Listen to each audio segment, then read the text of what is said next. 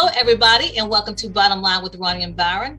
We have a lot of news to give you today, and we're going to get right to it. But first, we'll tell you a sneak preview. We're going to start with the vandalism of the transmitter equipment for the WJHG television station. And then in national news, we'll talk about how gas prices are sky high, and Bank of America warns that prices of oil will go up to $120 a barrel. And then we'll switch to sports and talk about some volleyball, high school football, as well as college football. And in entertainment, we'll talk about Kanye West's new look. He shaved off his eyebrows. And then we'll switch to our relationship tea topic. How well do you balance life, work, and play? So we'll get to it right now, Byron. The first topic, we'll talk about the vandalism of the transmitter equipment at WJHG this week. The system was down for a couple of days, and what happened was someone actually went out and violated, or I should say, vandalized their equipment. One of the employees, Byron, went outside and noticed a man outside, and he told him that he worked for Tyndall Air Force Base, and he was outside checking the equipment, but that was not the case. He was actually bringing harm and damage to all the equipment. So your station was down too, right? Yeah, it really got up under my skin because it was right in the middle of a Sunday night football game. It was halftime, and I was not pleased. It makes you wonder though. They knew exactly what lines to cut, because I was confused. I was like, it wiped out not just channel 7, but I think it was 18 as well. So it was like, did they take out the whole daggum satellite? What did they do? And that was wild. I think they got to step up their security. Well, Byron, it looks like there was about 8 channels that were affected, because that's just they distribute to those 8. So it was like the CW channel, the NBC, CBS, My Network, Circle Network, IonNet, DabbleNet, Heroes and Icons Network. So all of those networks were affected, and it took them a while to get it up. They, I guess, spent all day Monday working on it, and then they had it back up running on Tuesday. But they're looking for the suspect. Like I said, one of the employees went outside and saw the guy. So, and also he's on video, and you can actually see the video on their Facebook page, WJHG Facebook page, and watch him. But they're looking for him. They describe him as a white male. He had on a dark jacket and a camouflage pants. So they're looking for him, white male. If you see anybody that fits that description, and go on Facebook and look at the video and see if you know the person. And if you do, make sure you give them a call at 850-747-4700, 850-747-4700, and let law enforcement know what you know. But yeah, that was a lot. yeah, that was a lot.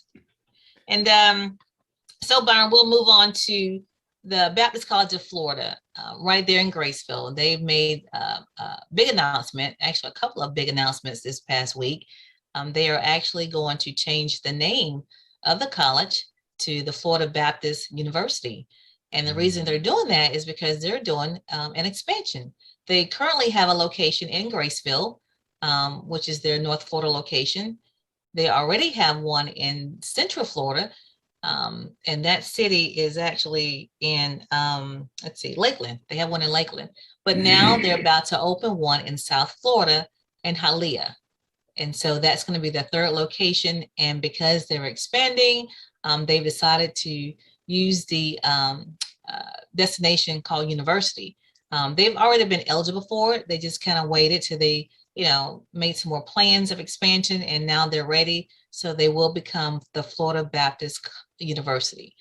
They also decided, I shouldn't say decided, but the president, Thomas Kitchen, he announced his plans for retirement. And he decided that he's going to retire in December of 2022, Byron. So kudos to the Baptist College of Florida, which will eventually be Florida Baptist University. What you think about that?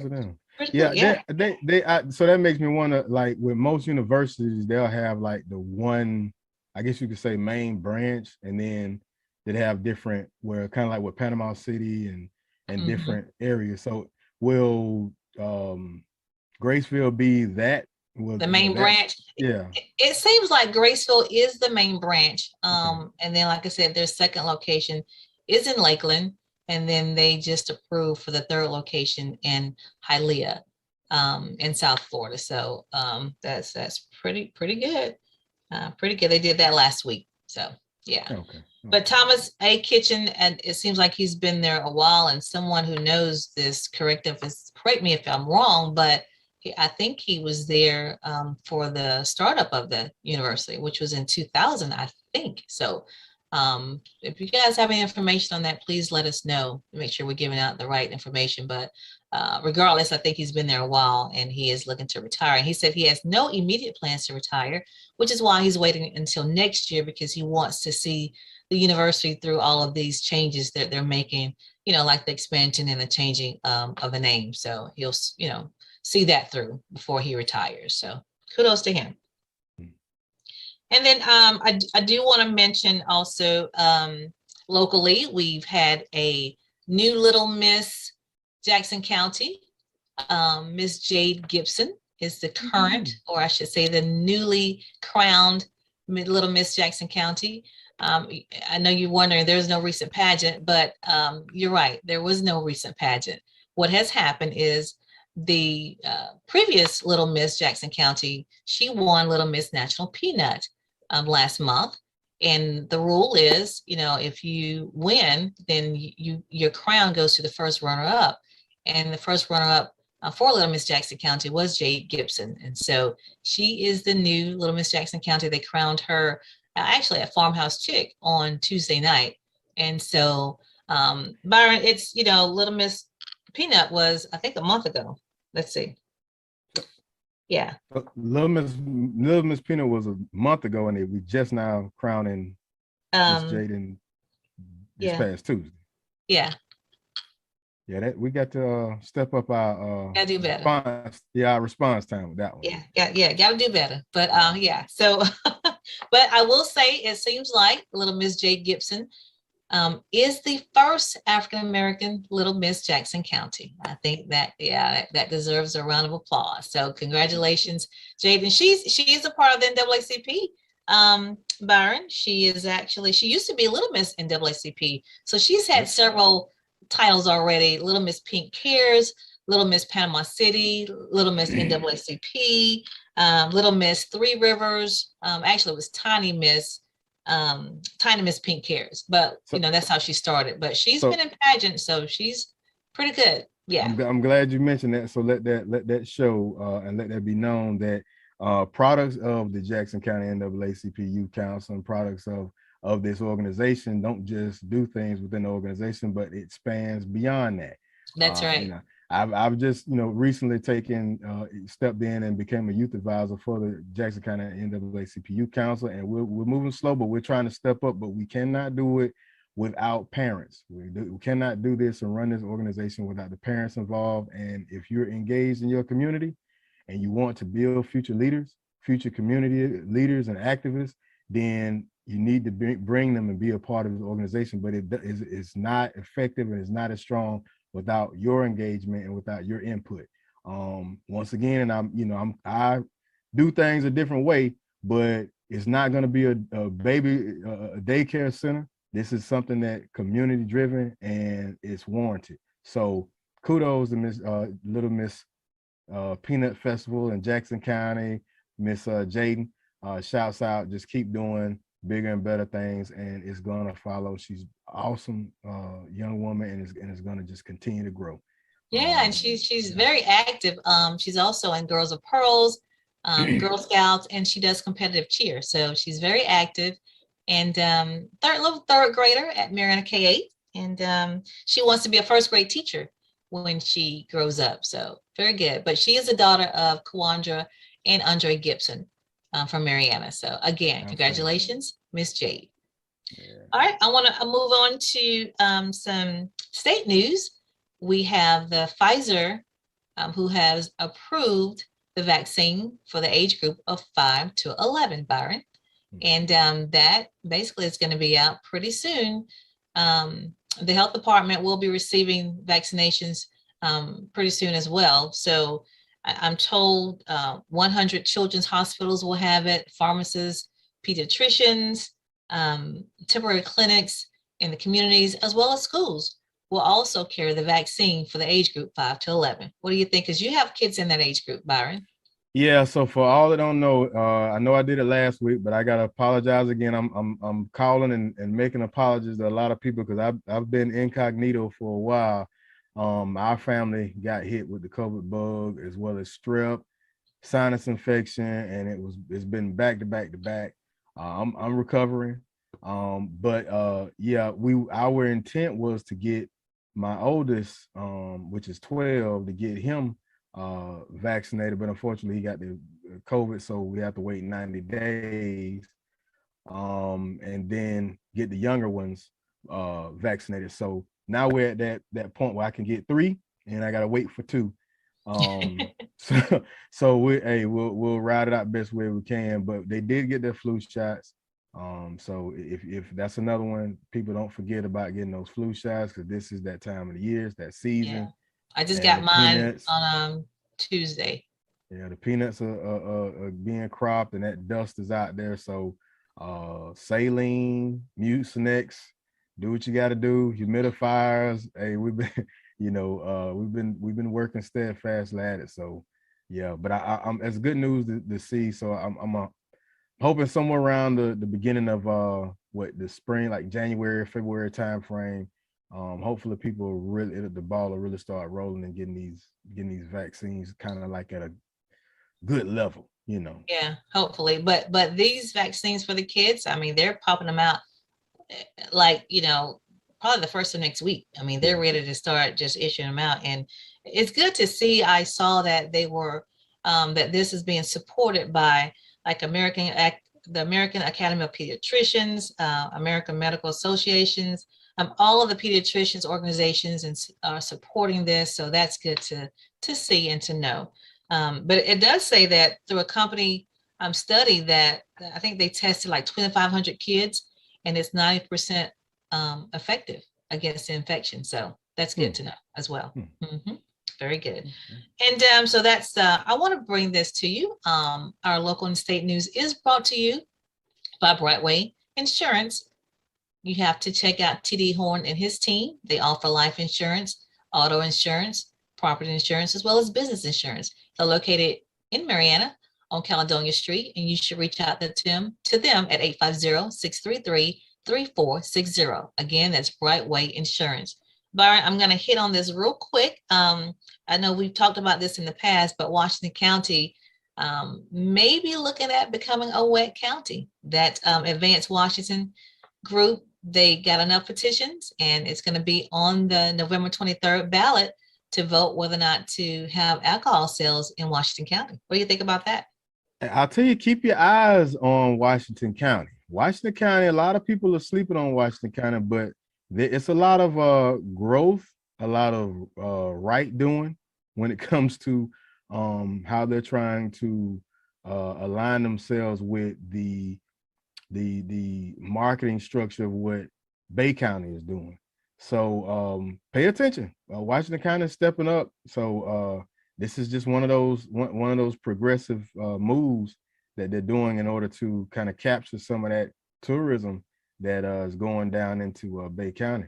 Yeah. They actually needed like 4,300 signatures on the petition, and then like a month ago they were short like 1,000. So apparently they got that 1,000, and it's not without opposition, because there are some that are coming out saying that they are concerned that if chains, the big chains start popping up on the interstate, that they'll take away from the small businesses in Chipley. So there's concern about that. There's some opposition. So don't think it's not with opposition. Yeah, but that's something that, and we deal with that a lot in Jackson County. But the thing is, and I'll say this and that'll be it.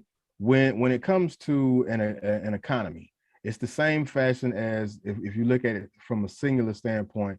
You want, as a person, in order to have a robust nest egg, you want to have your hands in a little bit of everything, into real estate, into stocks, into bonds, into 401ks, not just having your hands, what they say, diversify your portfolio. Well, it runs the same way into a local economy. You can't just have one industry. You can't just have one business or 2 or 3 businesses. You got to have it different hands in the pot to have it robust. That's their structure and how they want Washington County to go. But at the same time, you got to look at it that you're letting money within your community go outside as well. Folks leave Washington County to go buy alcohol, so why not keep that money in-house?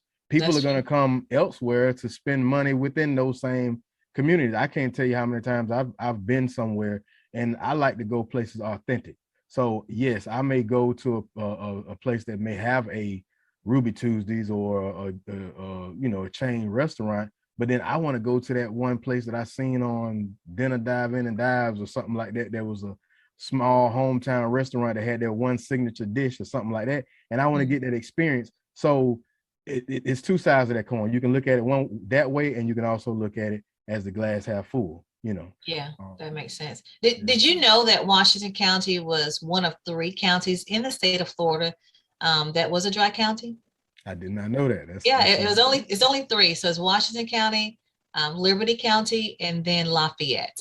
Out of 69 counties? That's 67 counties. There's 3 left. So, so this alcohol sales referendum will be on the November 23rd ballot for Washington County. So if you live in Washington County, you will see that on your ballot, and you have an opportunity to vote yes or no.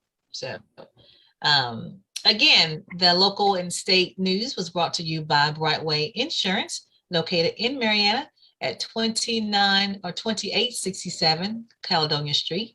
Again, they offer property insurance, life insurance, auto insurance, as well as business insurance. So give TD Horn and his team a shout. Call them at 850-633-3460. They're open Monday through Friday from 9 to 5 and on Saturdays by appointment only. We have for national news, Byron. So before I begin in national news, I want to talk about People's Funeral Home. People's Funeral Home, because we care, we're here when you need us. Long Granbury Funeral Services Incorporated, doing business as People's Funeral Home. Marianna and Battle Mortuary, Panama City, offers services that's within the reach of all. Our caring staff is available 24/7 when the need arises, and our services are designed to commemorate the life being remembered at a price suitable for all. Give Cephas and Gwen a call at 850-482-2233, or simply stop by for more information as People's Funeral Home. So I'm going to get into a little local economy kind of breakdown. So the Fed pulls back economic aid in face of rising uncertainties. So the current Federal Reserve Chair, Jerome Powell, he basically saying if you find it a bit confusing, so does he. At a highly anticipated news conference, Powell, he said that the Fed was sticking by its bedstruck economic forecast.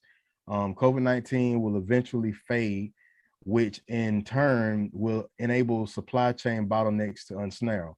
More people will return to the workforce, the economy will strengthen, and inflation pressures will ease. This is the mindset in which they're going with. But over the past few weeks, he's kind of dialed back, and basically is saying that they don't know what's going to happen. Right now, the economy is kind of sitting back and trying to see what the American people are going to do. What people have to understand is America is not America what we knew pre-COVID-19, pre-pandemic. It's a different day. Even our kids and society and everything has changed. It's a different day that you're walking into. People are not jumping back into the workforce as we thought. Hence is why everything is so affected. Lumber is affected what I've been wanting to add on to my home, but it's going to cost me just as much as it did to build my home in order to add 2 rooms to it.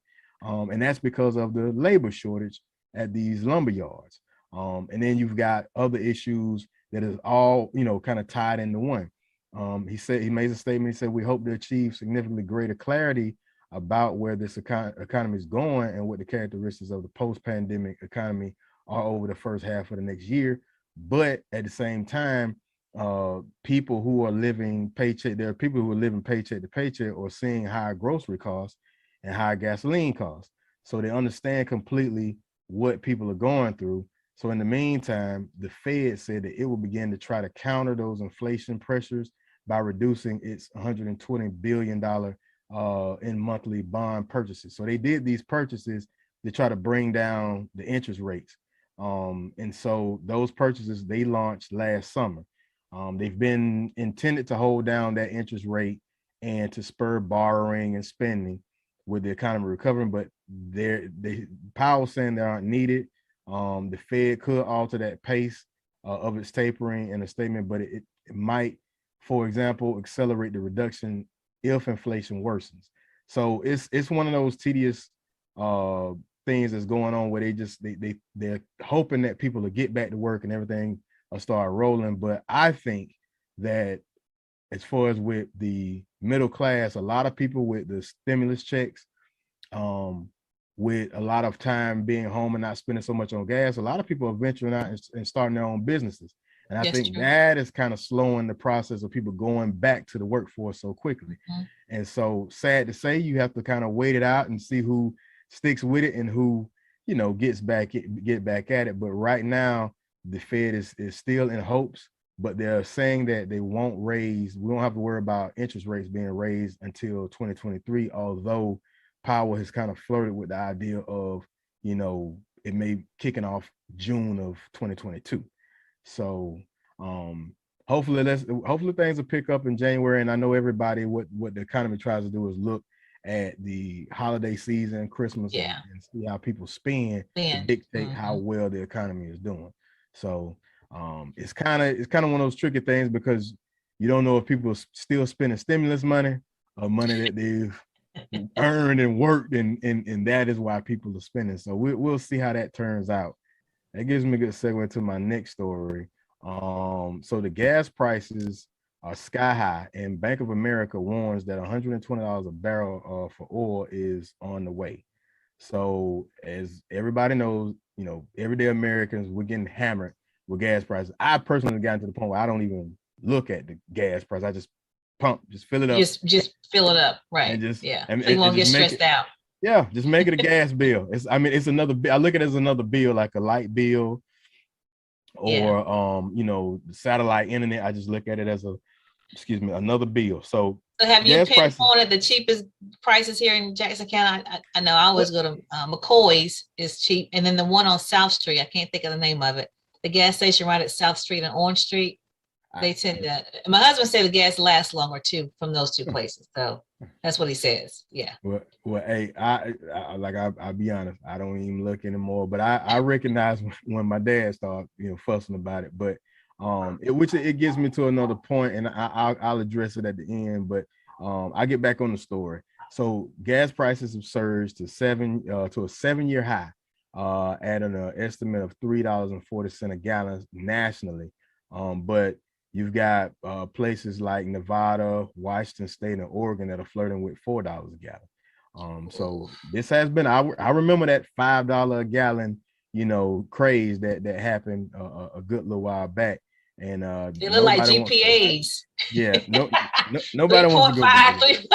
Yeah, 4.0. No, that's the one time I want to be failing. I want that 1.0. 1 point. Yeah, that $1. It ought to be a $1 gas party. That was back in high school days when gas was that low. But Bank of America is now predicting that Brent crude oil, which drives gas prices, will zoom to $120 a barrel by June 22. That's a 45% higher level than the current levels. It's very easy for these prices to shoot up when demand conditions are tight, like they are now. Francisco Blanche, that's Bank of America's head of global commodities, has stated. Blanche has been an outspoken oil bull, predicting in June that crude oil would eventually surge to $100 a barrel. Back then, people thought we were crazy. Now we are. So they're basically saying that these oil prices are being backed from recent highs. It's another, just like the previous story, the economy is kind of waning. Well, the oil companies are doing the same thing because they know it's a high demand, but what does that high demand mean for them? When they notice that people are spending more money and are at a constant, because in economics, you got something that's called elasticity. So when something such as gas, something that people need, no matter what, you're going to buy it. It's called inelastic. So when something such as gas, if prices go up and people aren't spending as much, then they realize, okay, we have to bring it down a little bit. But if people are spending and it's no problem, then they'll keep it where it is, which Does that pertain to we've food all too? dreamed that we would get back to well, see, gas affects food because everything is being transported by our trucks now. It used to be way back in the day, trains transported all the goods, but now you have the trucking industry. So hence, if gas prices go up, trucking companies are going to charge more to move that product. And as we know, businesses are not going to take a loss. So they're going to charge more for that food or for whatever that product is, whether it's dish detergent, whether it's candles, whatever it is, everything goes up. So in essence, oil really directly affects our economy, even when it comes to stamps, because stamps and mail gets distributed how, by people driving around in those in the cars and the mail trucks. So people kind of gotta, it's a watchful eye, and they're kind of sitting back. Now President Biden, he is kind of flirting with the idea of wanting to go and tap into the SPR, which is the Strategic Petroleum Reserve. It's a stockpile that the America has, and he's kind of trying to. What he said is that we think that the Biden administration is prepared to release crude. That want to do that, but in doing so, the Blanche is saying that it'll be a minor impact on the prices unless they do a massive release. It won't kill the rally, but he questioned the rationale for tapping the SPR now, because normally that stockpile has been reserved for like break the glass moments, like a war or hurricanes, where we really gotta help the people and get them down to $1 a gallon, because it's so much that's went on, and when things kind of level out, gas will get back to where it is. It's not one of those things that's warranted when it's just economy soars. We're trying to see when people just gonna get back to work.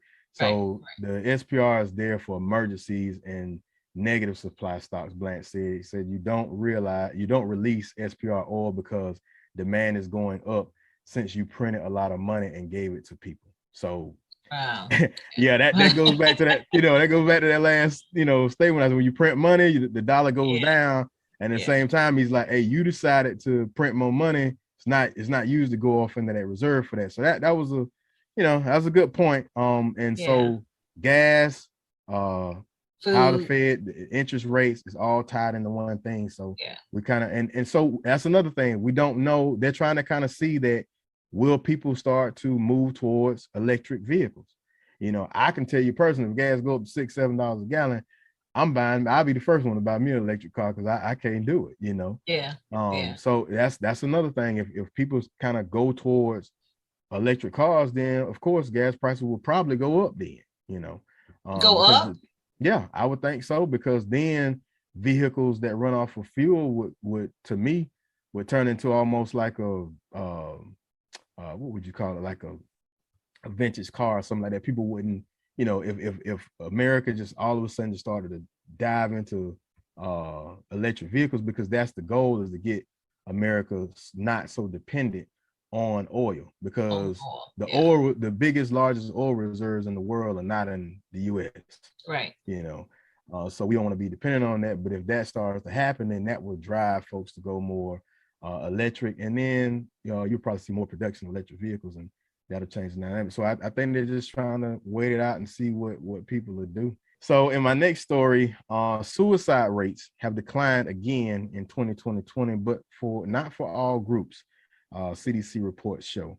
So in the early days of the pandemic, there were fears that the anxiety, isolation, and financial uncertainties would lead to a large rise in suicide. Instead, after 2 decades of rising suicide rates in the US, the number of deaths by suicide has declined in 2020 for the second year in a row, according to preliminary federal data published Wednesday.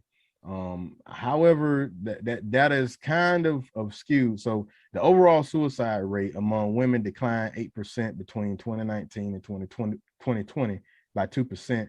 among men overall. Among younger Americans, suicide rates increased slightly in all groups ages 10 to 34, although the only significant increase was a 5% uptick among 25 to 34-year-olds.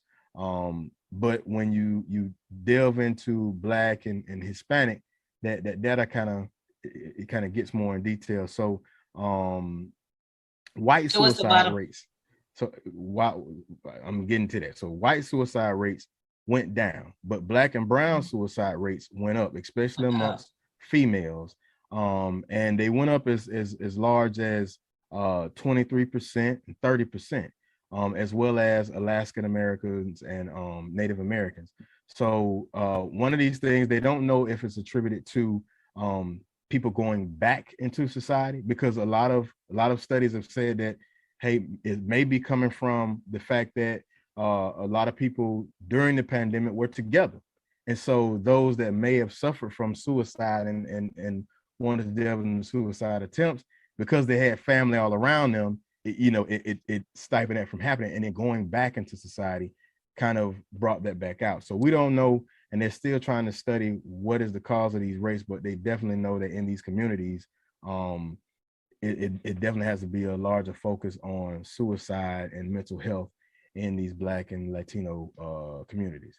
So well, I was wondering, for kids, if it's the opposite, like the kids that were at home, Byron, they were not interacting with other kids or other people, and they became loners, and of course, when you're by yourself, idle minds, it just kind of run rapid sometimes, and unfortunately, bad thoughts and things happen. So I'm just wondering, for those kids, that time frame, they were home, they were isolated from other from their peers, and that may have had a negative impact as well.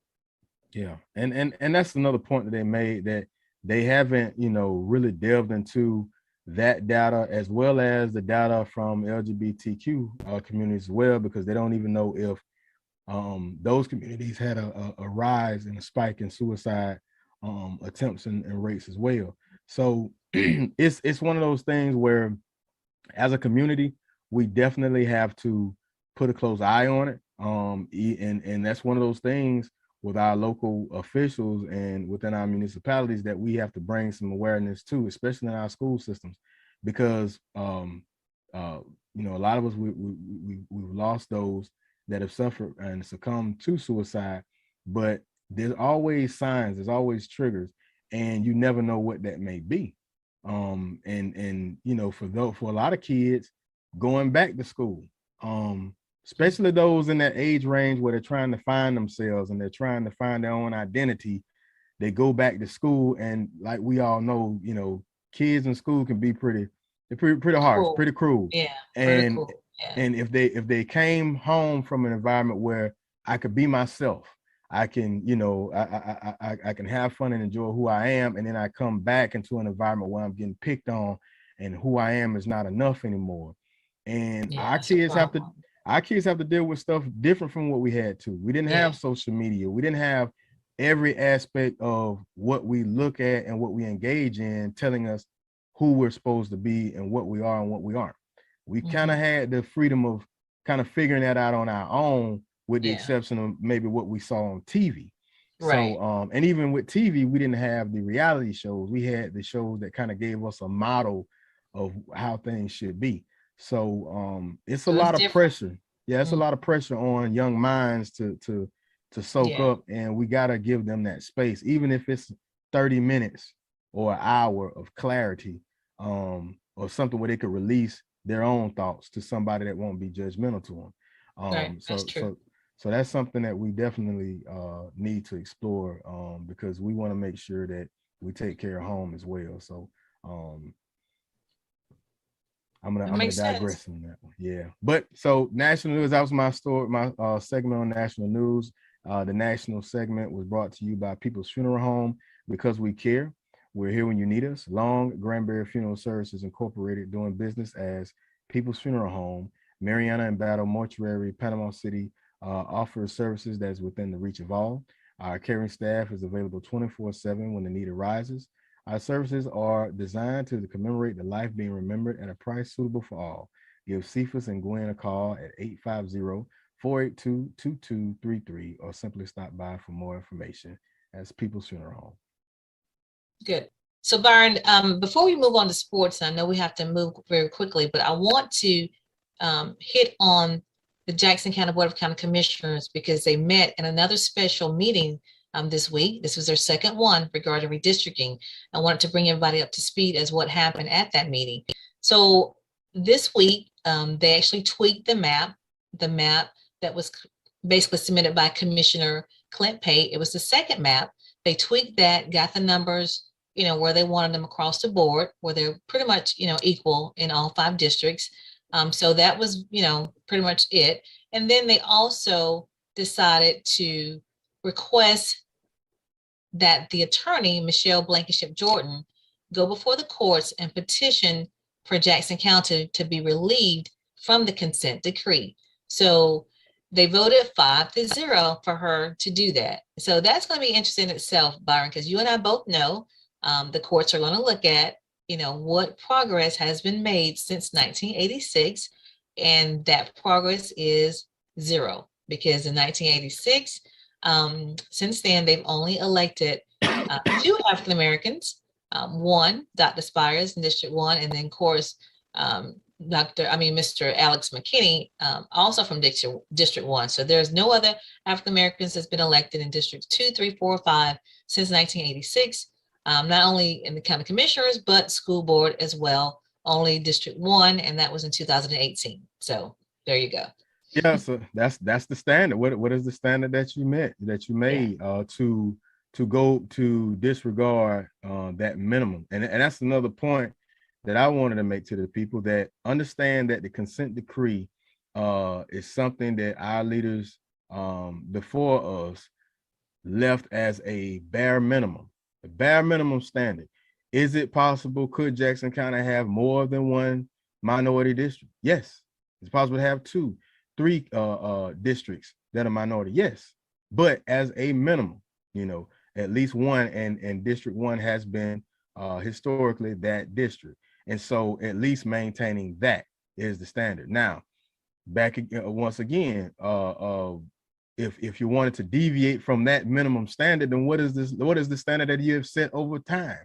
And since the implementation of this consent decree, Ronnie just put it, 0. Plain and clear, you've not superseded or you've not went above and beyond that to warrant relief regarding the whole the relief of it. So you didn't do due diligence. You didn't do above and beyond. You didn't even do above, not beyond. No, you didn't even meet. So you barely met it, and you're meeting it as a requirement. You know what I'm saying? So not smart on their part. Not smart. Yeah, not smart. So, but I wanted people to be updated as that's where we are with the whole redistricting and the consent decree. So we'll keep you posted on as this story develops. Okay, so we'll move on to sports. We do have some sports actions to tell you about. We had some regional semifinal volleyball. We had 3 teams from this area to participate in the regional semifinals, and that happened on Tuesday night. Chipley lost to Central. They won 2 sets, Central won 3 sets. So Chipley is out. Central is a school out of Milton, Florida. Sneads did beat Cottondale in 3 straight sets. And then Bluntstown defeated Liberty County. They won the first set, lost the second set, and then came back and won sets 3 and 4. So they advanced to the regional finals. So Sneads and Bluntstown will play each other on Saturday in Sneads at 2:00. So if you're interested in seeing volleyball, that's going to be a good match. Sneads is 18-10 and Bluntstown is 16-11. So they both are some pretty strong teams. So they play each other. So that's it for volleyball. Then I'll move on to high school football. Mariana played last night. They played North Bay Haven. So Byron, I put that score up. That game was last night. And then on tonight, Sneads football team is at Liberty County, and that game starts at 6:30. Now Sneads beat Hamilton County last week 48-6. So we'll see how they do tonight. And then Cottondale is at Branford, and that game starts at 6:30. Do you know where Branford is? Branford? No. Yeah, Branford, Branford. That's who Cottondale played tonight. They're on the road. So never heard of it, but anyway, so that's where they are. And then they lost to Williston last week, 49-34. And then Graceville is at Weewha-Hitchcock. That game starts at 7 p.m. Graceville also lost last week to Franklin. And then Blountstown football team is home. They play Chiefland. Now that's going to be a good game because Chiefland is undefeated.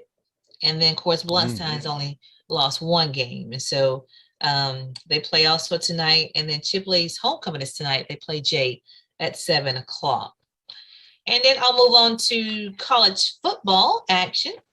We have Georgia. Georgia beat Florida last week, Byron. 34-7. Yeah. So, and they were in Gainesville. So that was pretty good. But they host Missouri tomorrow at 11 a.m. That game will be on ESPN. And then Auburn is at Texas A&M. And that game is at 2:30 p.m. on CBS. The Georgia-Missouri game is on ESPN. So remember that. And then Miami hosts Georgia Tech at 11:30 a.m. on ESPN3. And then Florida is at South Carolina. That game is at 6:30. It's a night game on ESPN. And then Florida State is at home against North Carolina State. And that game is at 3 p.m. on the ACC network. Bethune-Cookman, they are at home against Alcorn State. And that game is on ESPN Plus at 11 o'clock. Do you know Bethune-Cookman has not won a game? They're like 0-8. Well, they're having a rough time. Rough time. 0-8. Bless their hearts. Yeah. And then FAMU is at Southern at 6 p.m. on ESPN Plus. We all know that FAMU beat Grambling last week at their homecoming, 26-3. We were all there and we saw it. And Byron have some pictures to put up. We had a good time. Enjoyed the parade. Byron, you guys were in the parade.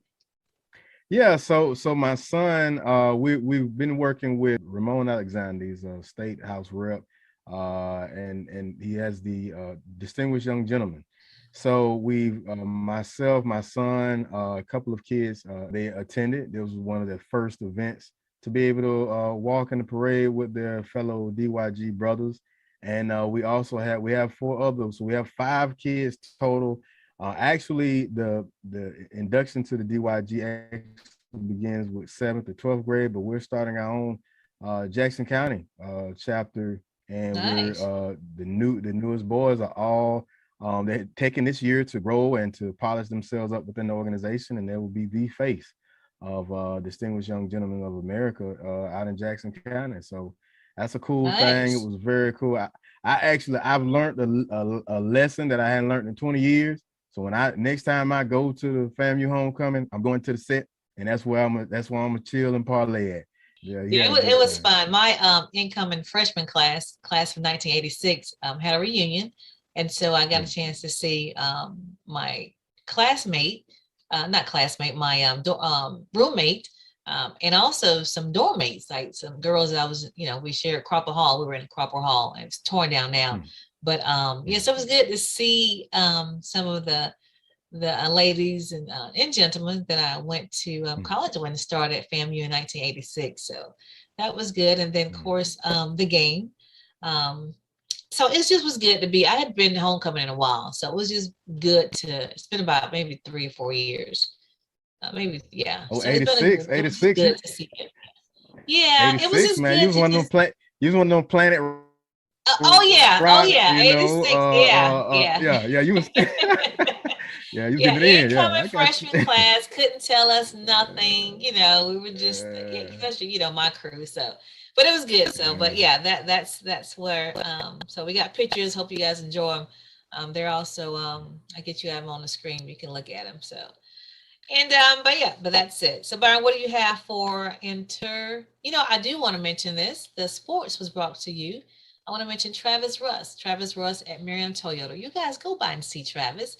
He is a professional sales consultant at Marion Toyota. He can find you any car that you want. So see Travis Russ at 850-209-7051. give them a call, again, 850-709-7051, or go out and see them at Mariana Toyota at 2961 on Pennsylvania Avenue in Mariana. All right, what you have for entertainment? Get one of them electric cars. Yeah, tell them to find you one of those electric cars. And tell Travis we sent you. Bottom line with Roni Byron sent you, okay? That you heard us talk about him, okay? All right. So the top 10, Byron, we forgot your top 10. Oh, yeah, top 10. Yeah, you gotta put that on the screen. Georgia's number 1. Alabama has climbed back up to number 2. You see that? Alabama's number 2. 3 is Michigan State. 4 is Oregon. 5 is Ohio State. 6 is Cincinnati. 7 is Michigan. 8 is Oklahoma. 9 is Wake Forest. And number 10 is Notre Dame. That is the AP polls top 10 for week 10. All right. Entertainment. Speaking of entertainment, we got some TV. Watch 2X TV. 2X TV is an off-beaten path streaming travel channel. Dale Cox and the 2X TV team take you on a digital adventure in Florida, Georgia, and Alabama with travel features and documentaries. You can watch 2X TV on YouTube, Roku, or 2xtv.com. That's 2xtv.com. All right, so another news, a cancer survivor, Tina Turner, 81. She's now been inducted to the Rock and Roll Hall of Fame. And she said, if they're still giving me awards at 81, I must have done something right. And she's exactly right. So I know in the past stories we talked about how she sold the rights to her music and everything for like, I want to say it was 51 million or 50 million. And that would, essentially go to her heirs and her kids. But Tina Turner, legend, icon, cancer survivor. She suffered from intestinal cancer back in 2016 and is cancer-free still to this day. She's had more accolades this weekend. She was inducted into the Rock and Roll Hall of Fame with the likes of Jay-Z, the Go-Go's, the Foo Fighters, Carole King, and Todd Rundgren. Tina, who currently lives in Switzerland, she was unable to attend the event, but she joined via video. And that's where she made the statement that if I'm still getting awards at 81, I must have done something right. She was inducted by actress Angela Bassett, who portrayed her in the 1993 film What's Love Got to Do With It. Yeah. So she said it. Yeah, she looked just like her in the movie. I mean, she played it. She played it. Did. And great job. She made a statement that that was one of the most demanding roles that she had ever played, but it was also the most fulfilling. I dare say that was probably one of the breakout. Although Angela Bassett did films before that, that was like her, that was her film. That was the one that really got her to that superstar status. She said that, like Tina, I was a little Black girl who had dreams far beyond what the world had expected of me. So it was a great moment. She had performances that spanned all genres of music. She had her and Keith Urban perform the tribute "It's Only Love." Bryan Adams, who wrote that song, originally duetted with Tina Turner in his 1984 album. I think it was "Reckless" was the name of it. Keith got stubbed. He got subbed in last minute because Brian couldn't. He tested positive for COVID. Mickey Guyton gave a heartfelt tribute of What's Love Got to Do With It, and Christina Aguilera, she did a performance on the hits River Deep and Mountain High. Nice. So that just lets you see how wide range of genres that she influenced. Mm-hmm. So I'm like her at 81. I hope to be motivating people like that and to inspire generations that span four decades, that's 5, nice. That's a lot, so in my next story, Dean Winters. So if those who don't know Dean Winters, if you're not a TV connoisseur like myself and watched the series Oz that was on HBO like some years back, he played in Oz, but he also played as the Allstate personality Mayhem. So he'd be talking and it might be a car crash or something like that, and he would be the actual reason why you'd crash. He played Mayhem. He revealed that he has been in constant pain since undergoing multiple amputations more than a decade ago. He's spoke to different, I think it was Page 6, and he said that I haven't taken a step since 2009 without being in pain. He's going through neuropathy, whole different levels, and he's just said that he's had times where he couldn't feel his hands or his feet. But if I stepped on a pebble, it's like I go through the roof. And believe it or not, he's 57 years old. Hard to believe that he's 57. Wow. But yeah, he says it's a very weird dichotomy. It's like it's very hard to figure out. Nothing you can do about it, he explained. But I've been sucking it up because the alternative is not a place that he wants to be. He has some new films coming out. Christmas versus the Walters with Paris Bravo, Shawnee Smith, Bruce Dern, Chris Elliott, and Nate Torrance. He's also going to be playing in the anticipated Peacock adaptation of the Netflix docuseries Tiger King. So I know during the pandemic, everybody got a little bit of that Tiger King. He's going to be playing Jeff Lowe, the bandana wearing Las Vegas loving businessman who partnered up with Joe Exotic. So they haven't put out when the premiere of Tiger King will come out on Peacock yet, but right now Christmas versus the Walters will be in theaters actually today. So there's no word yet still on that. Yeah, but hopefully he can find some type of a experimental, I don't know, that has to be miserable. Surgeries or something to. Yeah, he got like 2-3 fingers amputated in a gangrene incident. So, but into my last story, it may be lighter or humorous for those, but Kanye strikes again. Oh, as you were, Ye strikes again. He went from changing his name to branding a interesting haircut. Now he's wearing eyebrows off. He's no eyebrows. He's wearing Whoopi Goldberg on us. So since we reported that one, I'm gonna show that picture to you guys. So yes, it's true. Ye's fashion. He just may be setting a new trend. A lot of people thinking, hey, is he going through something? Mental? Is he having a breakdown? And some people say, hey, this is just Ye doing Ye and just trying to break, another barrier. I don't know. But at his debut of his Sunday service, I'm gonna let the image show for itself. So that's shout out to Kanye. Pretty interesting, Byron. Pretty interesting. So yeah. So that's entertainment. Once again, speaking of entertainment, speaking of TV, 2Egg TV. 2Egg TV is an off beaten path streaming travel channel. Dale Cox and the 2Egg TV team take you on digital adventures throughout Florida, Georgia, and Alabama with travel features and documentaries. You can watch 2Egg TV on YouTube, Roku, and 2eggtv.com. That's 2Egg TV. Okay. All right. So we'll move on to our relationship T segment. And the topic today is how well do you balance life, work, and play? So, it is a balancing act. It really is. Some people do better than others, but we all must find that balance between, life, work, and play. I mean, we have to live, we have our, home life. We have things that we're, have committed to doing in the community or, just amongst ourselves with a family. And then you have to work. Most of us work in some capacity. But you have to find that time to play where you're just either relaxing or you're doing something that you love to do and just having fun. I think that helps mentally. It helps physically as well because it alleviates stress. And so we just have to find that balance, Byron. We really do. I mean, we just talked about it with the suicide rates and how the pandemic affected people.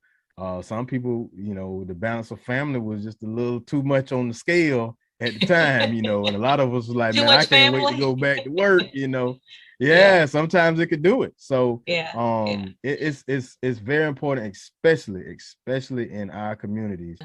But Barry, I think people have to get to the point where you make an effort to have fun.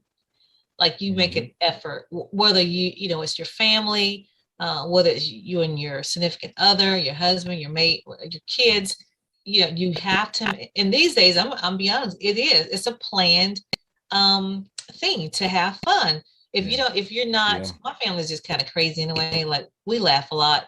just at each other in the house, just bust out laughing, but because I'm a comedian, just when I'm not, and I don't even know I'm funny and they're laughing at me. But and my husband's the same way. So, but we're just like that. But I know everybody's not like that. So you do have to make an effort to have fun. You do have to. Now we do have to plan, like we have date nights or family nights, or we have to plan to do something to relieve the hustle and the bustle, because he's going one way, I'm going a different way, Keislin's going a different way. We have so much going on. And you do have to find that balance between life, between work and play. I mean, I'm going to say this, it's really shows in our health. I'm be honest with you, when that stuff is out of balance, it comes up in our health. And I'm going to just say it is true. And so I've even had to just kind of, and it's still a work in progress, just kind of balance some things out. Sometimes I have to tell people, no, I don't want to do that. I just don't, I try to alleviate obligations now. So if you're one of those people, I've told that's why I'm trying to take care of me, try to really, alleviate obligations. I just want to, as my aunt used to say, I'm just trying to live. And I just want to be at peace, and I just want to have a balanced life. So, and that's work. So if you probably ask anybody that's lived more than 100 years old or right at 100, and most time that the surveys say, they'll say, I don't worry about anything, and I just live, I just have fun. That's why it's always good to have a personality like that wild or funny friend or family member, because you need them, and if you're not able to, that's our biggest problem. A lot of times you can plan things out and then everything don't go as planned. That's okay. Make the best of a situation. You may not be able to go to Dave and Buster's today, so let's break out a game board, a game. I'll go outside and play tag or something, or just do something that's not costly or whatever. You can always, like you said, bring out a card game, or I think a cards Uno or something, or we're creative people. You know what I mean by that? We make our own what's the name of the game where you're acting stuff out? Charades. We create charades. I mean, red light, green light, mother may I. We make our own stuff. We know what we're talking about. We create our own fun. So I think we can't gather like we want to, and that's okay. So with the ones that are around you, we just have to make the best of that. So but that's what, find that balance. That's what I encourage everybody to do. And it is a work in progress. So just make an effort to find that balance, to be happy and to laugh and have fun, just to have fun.